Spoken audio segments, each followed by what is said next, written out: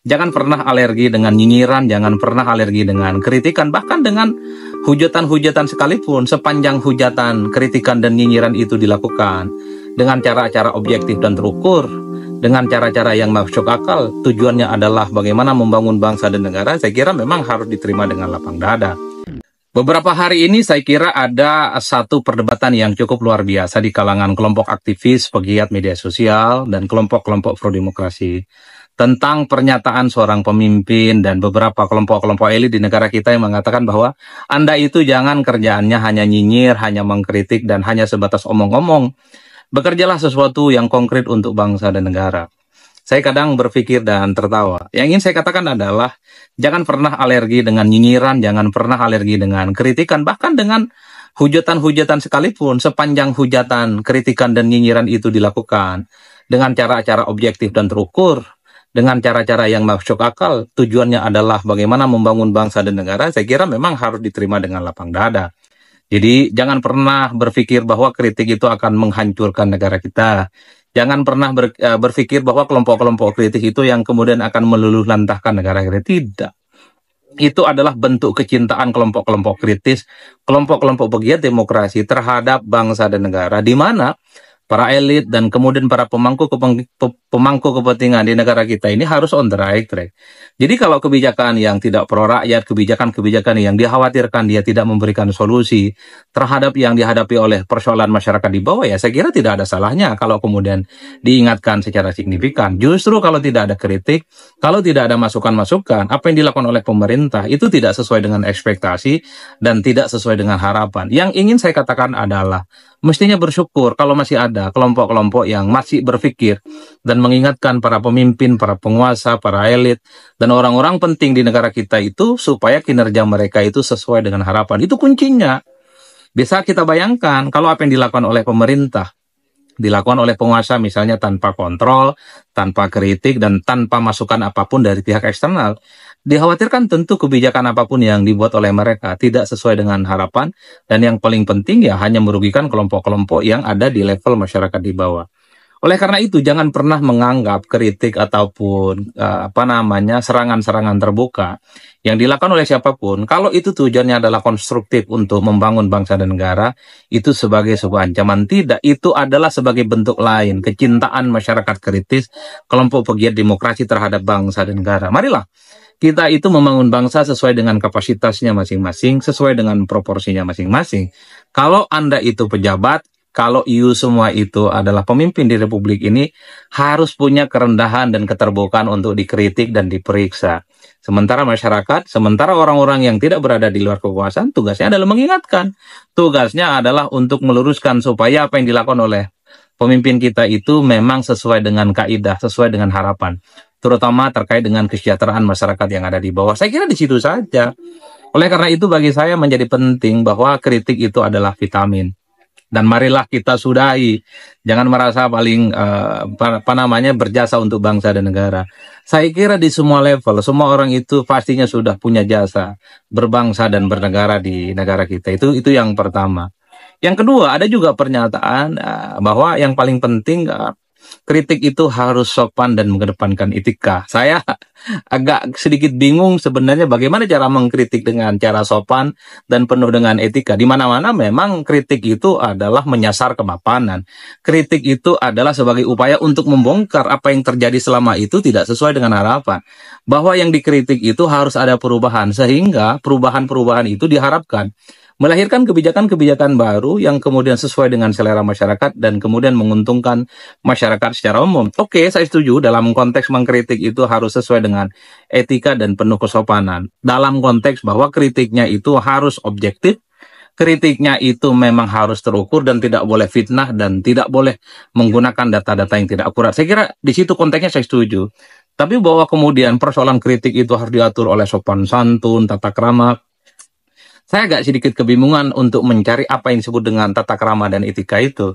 Karena pada saat yang bersamaan, kalau ada pejabat-pejabat publik yang tidak bekerja untuk bangsa dan negara, kinerjanya tidak perform, mereka kemudian mendapatkan gaji bulanan dari pajak rakyat, tidak dipersoalkan tuh kebijakan mereka, di mana letak akhlak dan di mana letak etikanya.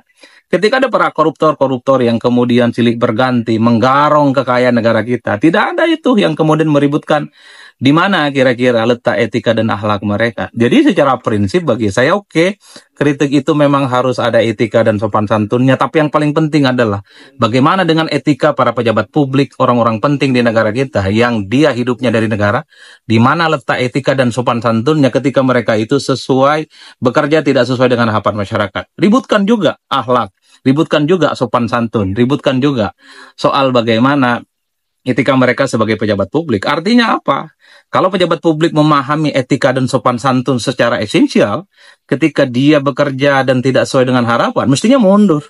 Menyatakan secara terbuka kepada presiden, tidak sanggup, dan kemudian mundur dan dipersilakan kepada pihak yang lain untuk mengganti. Itu etika dan sopan santun. Problemnya adalah, kalau kita mau tracking satu persatu, banyak sekali pejabat publik yang saya kira sampai hari ini, kinerjanya itu underperform, tidak sesuai dengan harapan. Berani tidak?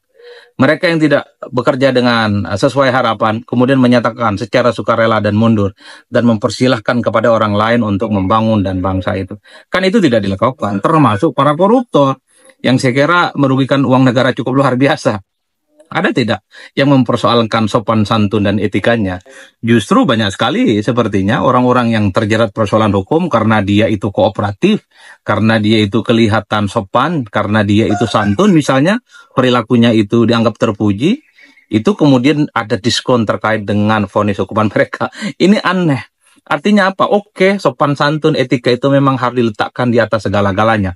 Baik oleh kritikus, pegiat demokrasi, aktivis. Tapi ingat, yang dipersoalkan soal etika dan akhlak itu bukan hanya kelompok-kelompok kritis dan pegiat demokrasi. Penyelenggara negara juga harus ingat, mereka juga harus punya etika dan sopan santun. Kalau Anda tidak sanggup, ya mundur.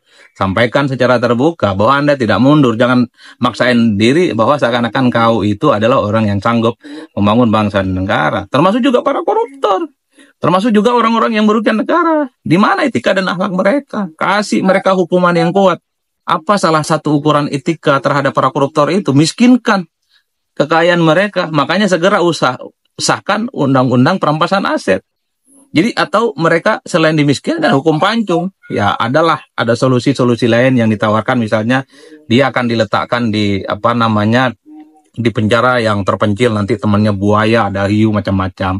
Tapi orang sebenarnya yang paling dekat dengan mata kita itu adalah mengesahkan soal undang-undang perampasan aset. Karena saya kira secara prinsip koruptor itu cuma takut pada satu hal, yaitu takut kalau kekayaan mereka itu diambil oleh negara. Jadi ketakutan soal kekayaan diambil oleh negara dengan cara dimiskinkan itulah yang mestinya harus dijadikan sebagai kebijakan. Di tengah demokrasi yang berkembang, di mana kekuatan politik hari ini solid antara pemerintah dan DPR, saya kira soal undang-undang perampasan aset merem aja selesai. Kun fayakun, selesai itu barang. Kan sudah banyak bukti. Undang-undang yang dibahas di negara kita ini, revisi undang-undang yang dibahas di negara kita, sehari 2 hari ini ada yang kemudian bisa disahkan, ada yang sebulan 2 bulan bisa disahkan. Masa iya undang-undang perampasan aset itu tidak bisa diwujudkan sebagai upaya memberikan etika dan moralitas kepada koruptor, ya kan? Itulah yang saya sebutkan.